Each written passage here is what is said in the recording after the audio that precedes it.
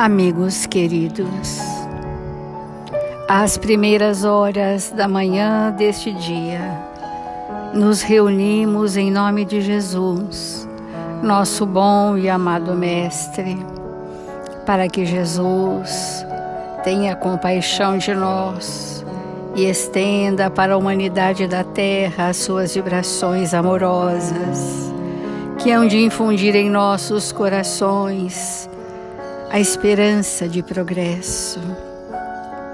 Jesus amigo, amado Mestre, nesta hora feliz de nossas vidas, em que estamos reunidos em Seu nome, para sentirmos as vibrações do Seu Evangelho, pedimos, Mestre, que nos ampare a pequenez, suprindo as nossas imensas dificuldades, e que possamos ter olhos de ver as verdades cristalinas das leis de Deus.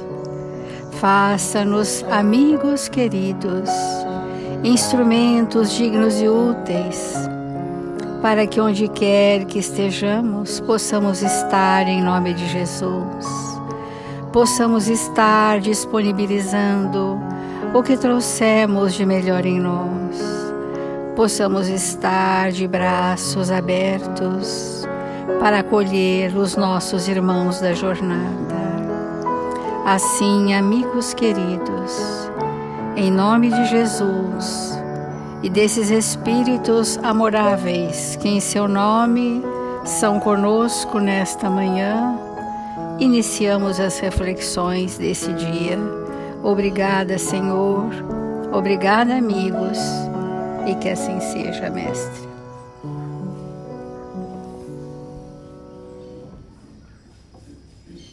Do Evangelho segundo o Espiritismo, o capítulo 10.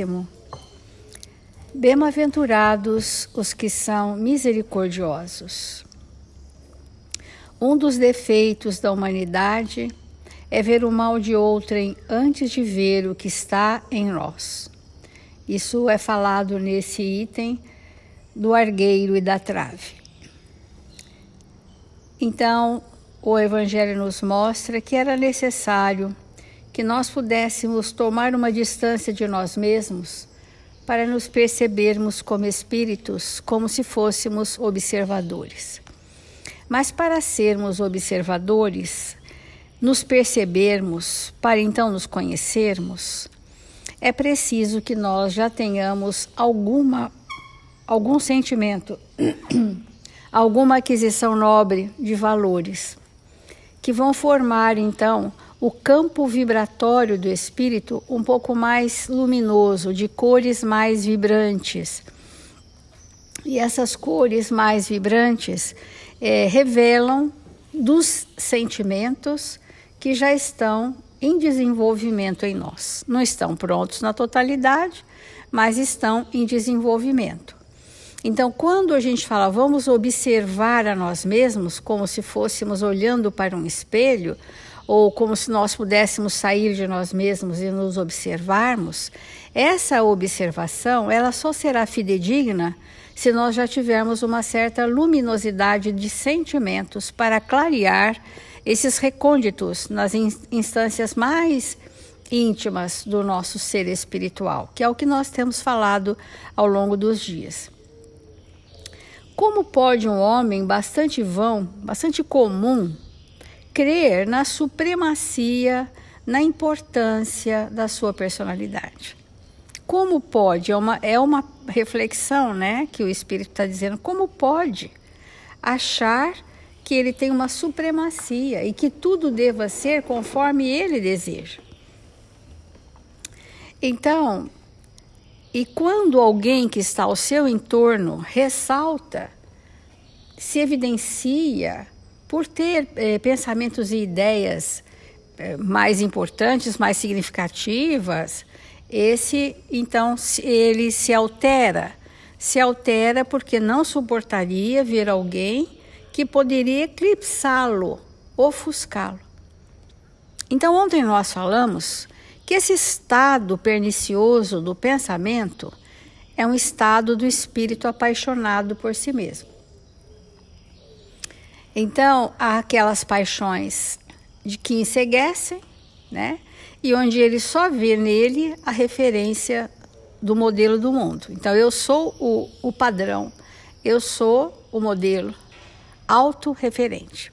Isso é uma patologia da personalidade que o Evangelho, não só nesse capítulo, mas em outros, também traz. Mas a nossa proposta, segundo esse item, é nós nos percebermos como espíritos, sairmos do ponto de vista acanhado das forças cegas. E para isso nós temos que construir em nós valores. Então eu trouxe do Emmanuel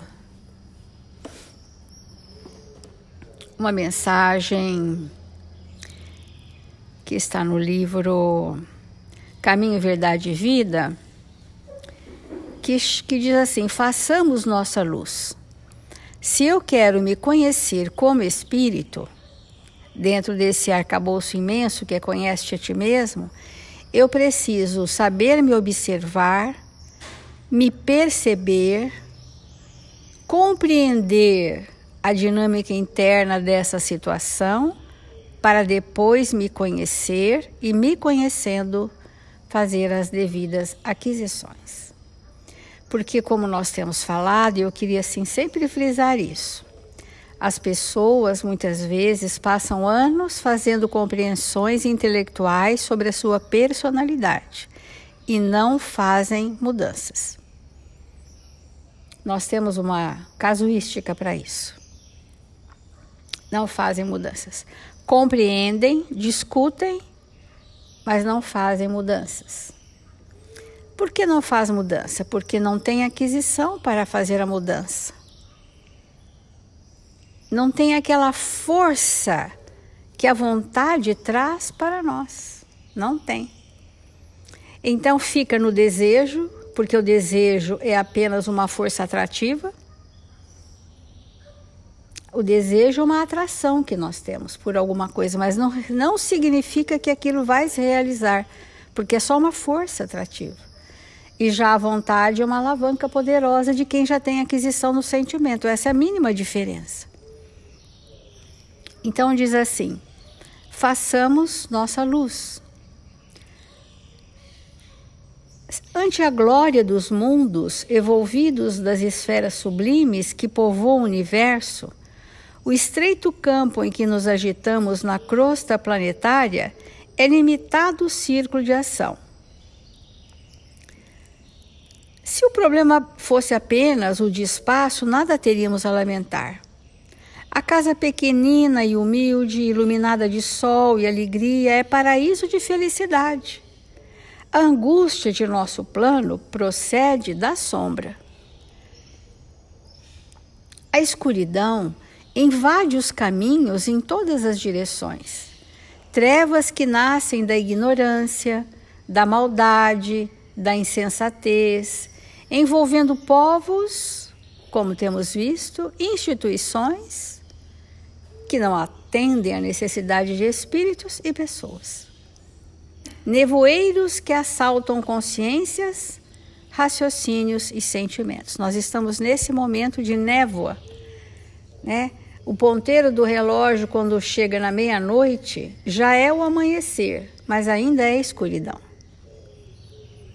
Porque para chegar na luz do dia faltam muito tempo ainda, mas já está no processo do amanhecer. Mas as sombras, os nevoeiros ainda permeiam no campo do nosso planeta, como diz essa mensagem de Emmanuel. Em meio da grande noite, é necessário acendamos nossa luz. Quando nós fazemos uma prece de coração, naquele momento acendi a minha pequenina luz. Mas nós estamos colaborando com essas, como se fôssemos pirilampos na noite escura, né? Aqueles vagalumes, né? Que tem aquele brilho rápido, mas tem o seu brilho. Porque sem acender a nossa luz é impossível encontrar o caminho da libertação. Sem a irradiação brilhante de nosso próprio ser, não poderemos ser vistos com facilidade pelos mensageiros divinos. Olha que importante.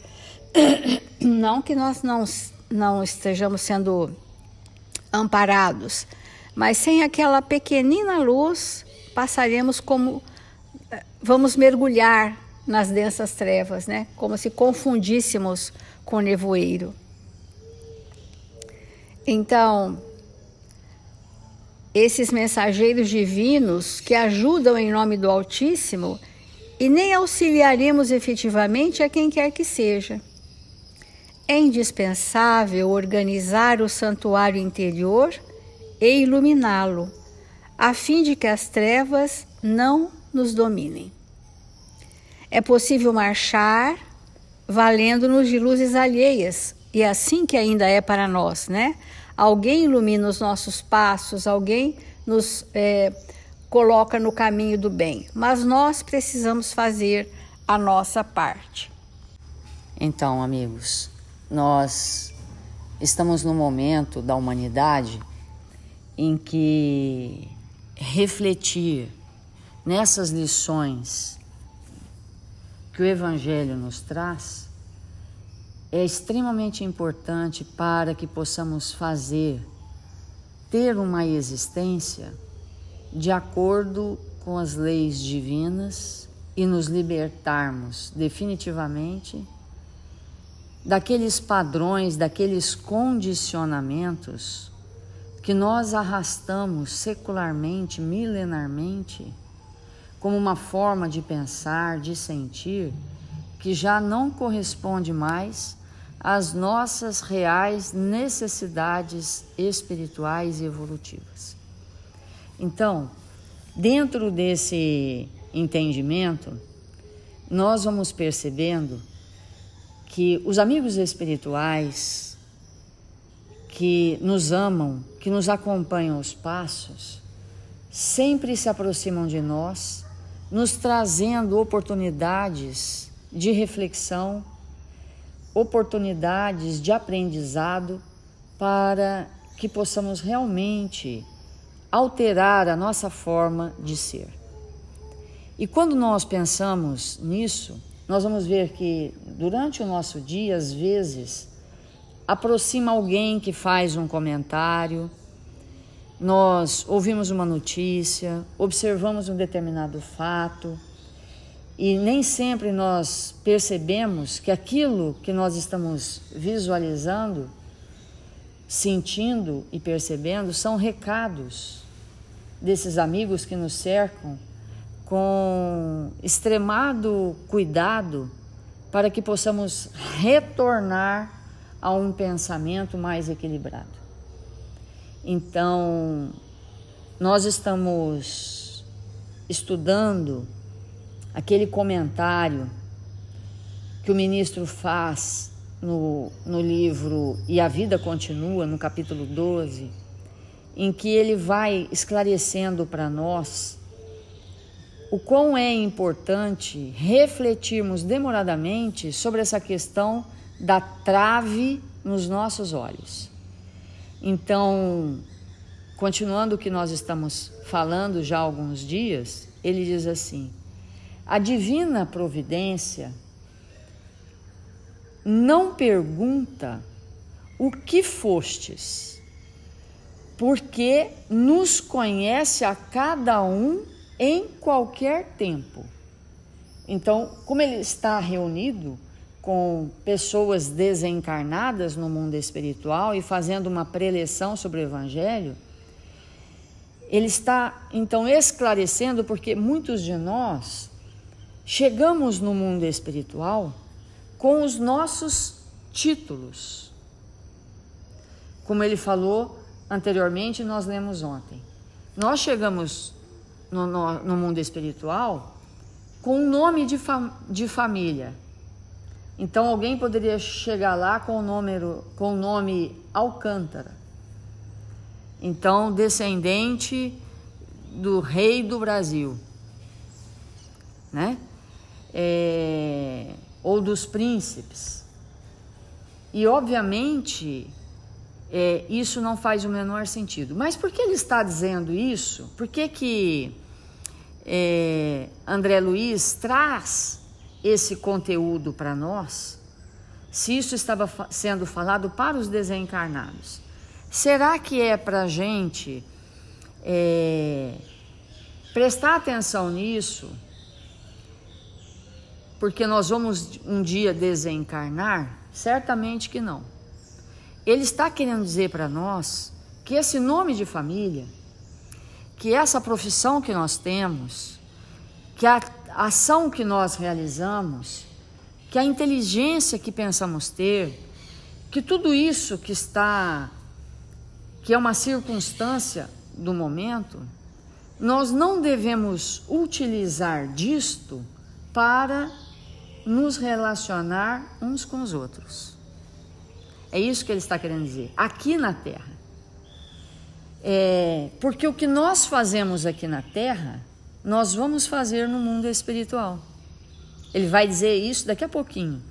Então, quantas vezes nós chegamos até o nosso irmão com o título, com a situação, né, com uma imposição mediante ao momento que nós estamos vivendo, sem perceber que aquilo que nós estamos vivenciando hoje como uma oportunidade de progresso é apenas uma oportunidade de progresso e que nós não devemos lançar mão disso para estruturar os relacionamentos. E aí ele prossegue: entretanto é justo investigue sobre o que fizestes do tesouro do tempo concedido a todos nós em parcelas iguais. Então, não será perguntado para nós lá e muito menos aqui, porque lá e aqui é a mesma coisa, a respeito das posições, mas um questionamento que nos será feito, em especial pela própria consciência, em relação ao tempo. E aí ele vai colocar, né? Quantas vezes nós gastamos o nosso tempo em vigiar o que o outro faz? Quanto tempo a nossa mente fica parada numa, entre aspas e milhões de aspas, numa análise de alguém que cometeu um equívoco, e nós gastamos uma manhã, nós gastamos um dia, gastamos uma semana, gastamos um mês, gastamos um ano e às vezes a vida inteira falando, comentando a atitude de alguém, que pode ser alguém distante, mas que a mídia projeta com as suas falhas, pode ser alguém que está sobre o teto do nosso lar. E nós não recebemos de maneira nenhuma o patrimônio do tempo para isso, de forma nenhuma. Então, demorar o nosso pensamento no que o outro está fazendo é necessariamente um fator de reajuste aos nossos espíritos por falta de aproveitamento adequado da existência. Quando a gente para 2 ou 3 pessoas e começa a comentar de alguém, aquela pessoa isso, aquilo, fez isso, fez aquilo, junta 3 pessoas para perder o tempo como patrimônio divino, que além do tempo ser esgotado, em que nós deveríamos utilizar de forma útil, além da perda do tempo, o que vai acontecer?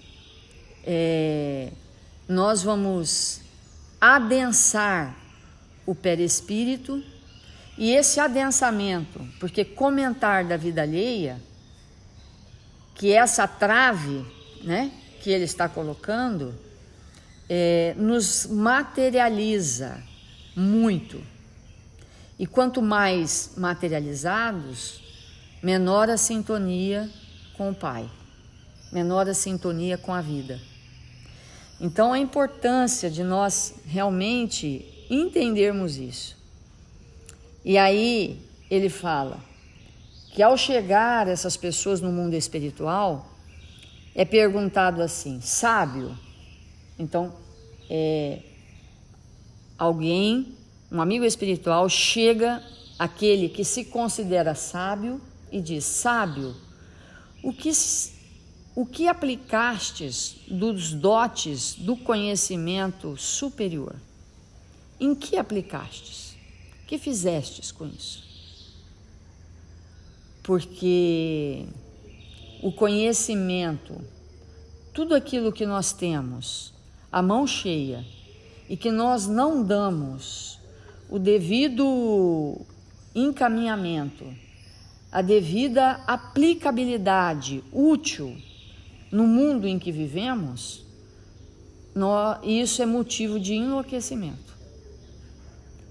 Então, há muitas forças que enlouquecem o espírito. O sexo é uma força que enlouquece, o conhecimento é uma força que enlouquece, o poder humano enlouquece, né? Então, tudo aquilo que a gente tem como habilidade, mas não utiliza de forma adequada, tem grande chance de nos enlouquecer.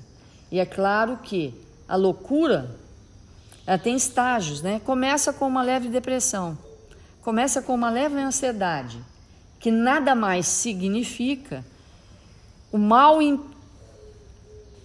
emprego das nossas potencialidades, das nossas habilidades, um direcionamento equivocado daquilo que nós viemos fazer na Terra. Então, ele continua. Ele se direciona ao sábio e depois vai direcionar ao ignorante, aquele que se considera ignorante. Ignorante, onde coloqueis o talento das horas? Porque sim, nós podemos ser ignorantes e na verdade somos em quase tudo. Mas os minutos, o tempo, nos favorece, quando bem empregado, para sair disso.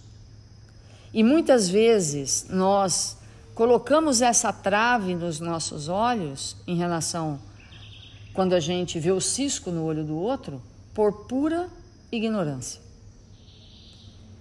E aí ele continua, ricos, em que trabalho dignificastes o teu dinheiro?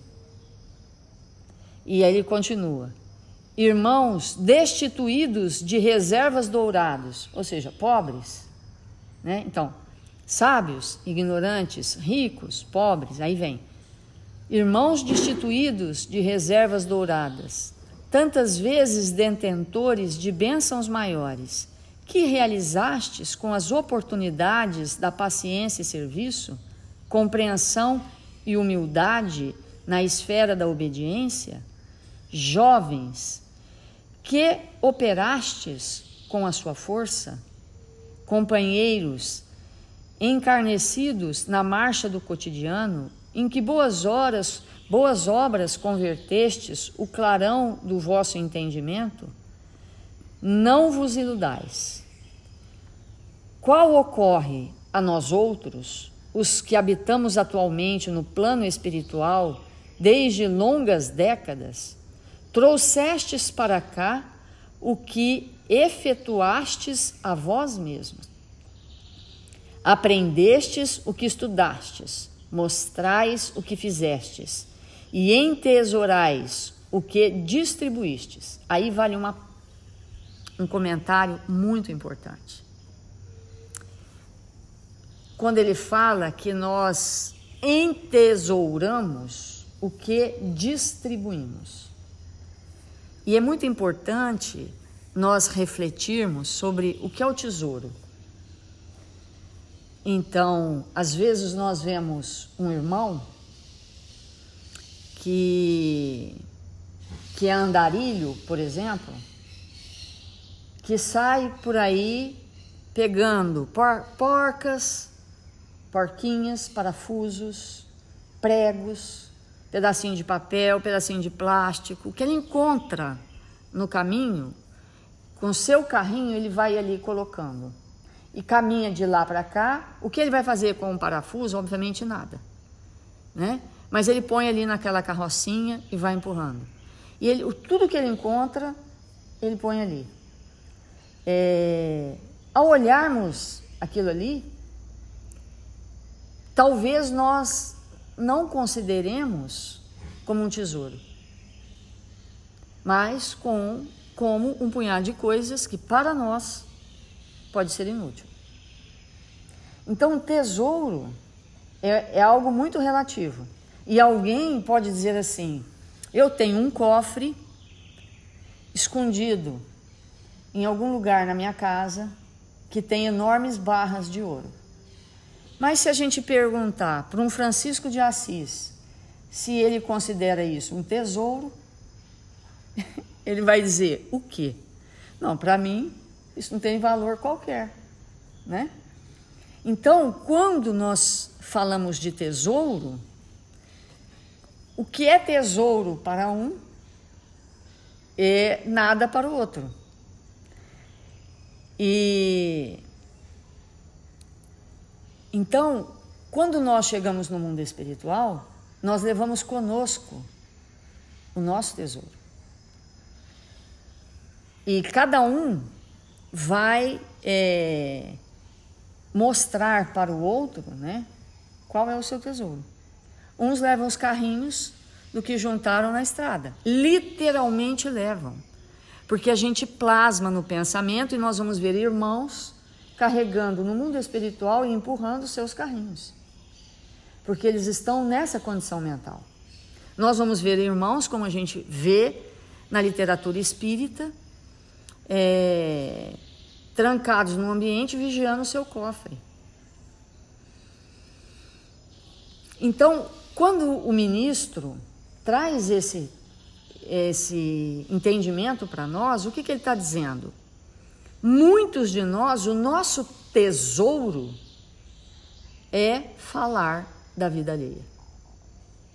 É um tesouro. É verdadeiramente aquilo que nos causa o maior prazer, como aquele que tem o seu cofre, as barras de ouro, de vez em quando ele vai lá abrir, não só para ver se ainda está lá, porque pode ter acontecido alguma coisa, mas se deliciar de ver aquilo que é o seu tesouro. Então, isso é muito importante nós compreendermos, porque é um vício do nosso pensamento essa questão do comentário, da trave, de nós permanecermos fixados na trave, no cisco do olho do outro. Então, todos nós sabemos, há pessoas que a gente olha ao redor e fala assim: essa pessoa comenta da vida alheia? Comenta? Eu gosto de comentar com ela? Adoro. Né? Então, nós estamos armazenando esse tesouro, que para nós é tesouro. E a gente carrega, né?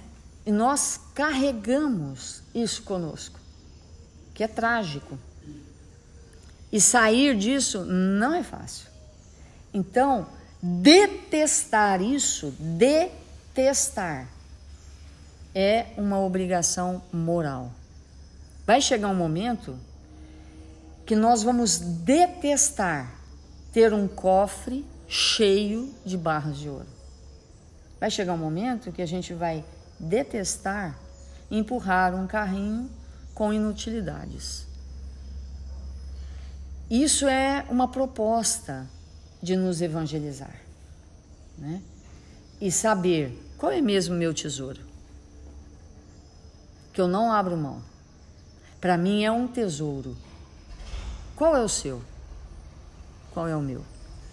Né? É com isso que eu vou chegar. Então, a importância de nós entendermos isso cada vez mais profundamente e irmos nos libertando. E as pessoas que nos conhecem, que nos rodeiam, sabem perfeitamente. Às vezes a gente não sabe, porque acostumados a observar só o outro, a focar no que o outro está fazendo, no que o outro está pensando, no que o outro está, focar no outro, ele não sabe qual é o seu tesouro. Mas, de uma maneira geral, as pessoas que nos cercam sabem qual é o nosso tesouro. Sabem aonde nós demoramos o nosso pensamento, investimos a nossa força. E isso é de fundamental importância. E ainda aquelas pessoas que o tesouro é o nada, que são os alienados, porque existe tesouro de alienação.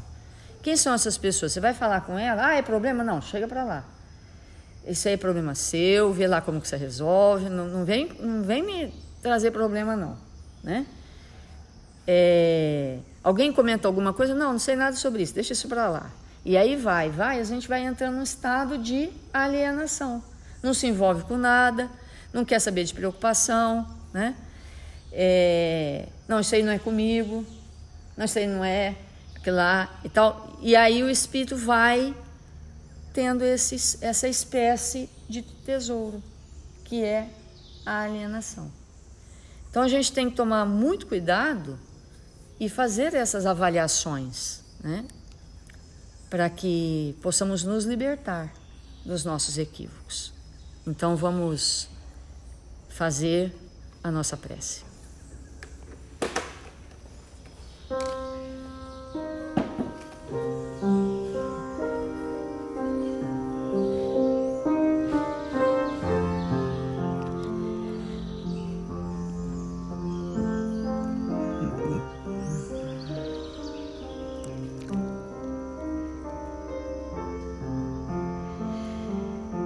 Deus, nosso Pai, Jesus, nosso Mestre, quanta alegria, Senhor, em nossos corações, por nos encontrarmos aqui, reunidos em Seu nome, para aprendermos, para nos tornarmos, Senhor, espíritos melhores, mais dispostos ao bem e à verdade. Que nesta hora abençoada, possamos, Mestre, aprender a servir, olhar para nós mesmos, para disponibilizar do que temos de melhor, para que os nossos tesouros, Senhor, possam significar para nós possibilidades de progresso.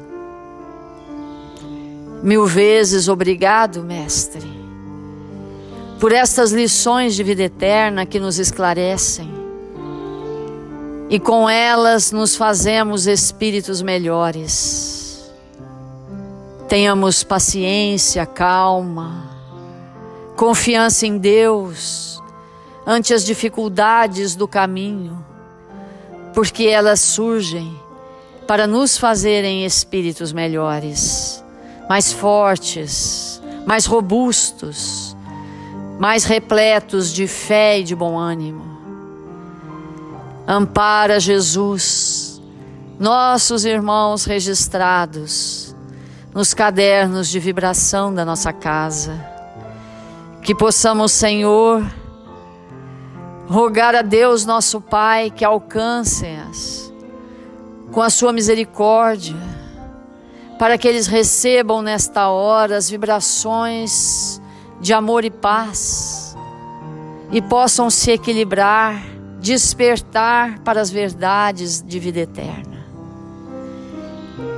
Queremos te agradecer, Senhor, pelas infinitas oportunidades e rogar ao seu coração amantíssimo que possamos neste dia estar dispostos ao bem, executando as nossas tarefas, amparando aqueles que se desequilibrarem, orando por aqueles que caírem, para que possamos nos tornar fiéis servidores do seu amor. Sê conosco, Senhor, agora e sempre. Que assim seja.